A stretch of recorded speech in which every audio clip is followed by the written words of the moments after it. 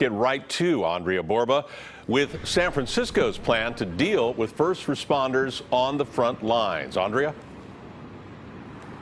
Well, Ken and Elizabeth, from other countries, we have heard plenty of stories about healthcare workers, police officers, firefighters getting sick, taking care of COVID-19 patients themselves, and then bringing that home. Mayor London Breed wants to stop that cycle and find a place for those healthcare workers and frontline workers to live while fighting this disease.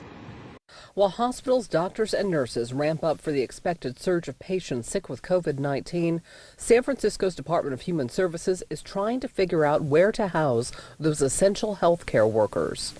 We don't want our healthcare workers who are on the front lines to go home, potentially infect others, be infected in their communities and not be able to work.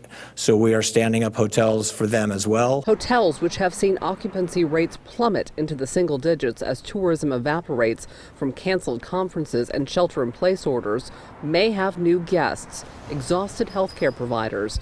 Those rooms the city and county of San Francisco is trying to procure are in addition to the 3,500 rooms that have been set aside to isolate homeless patients who may contract COVID-19 as well as others. We did secure our first lease yesterday and moved the first people in this morning. Those first people were homeless individuals who were tested in the hospital but are not showing signs that need them to be hospitalized, and so we moved them from the hospitals to that particular hotel. Those rooms are in addition to the trailers the state of California is sending for potential homeless patients.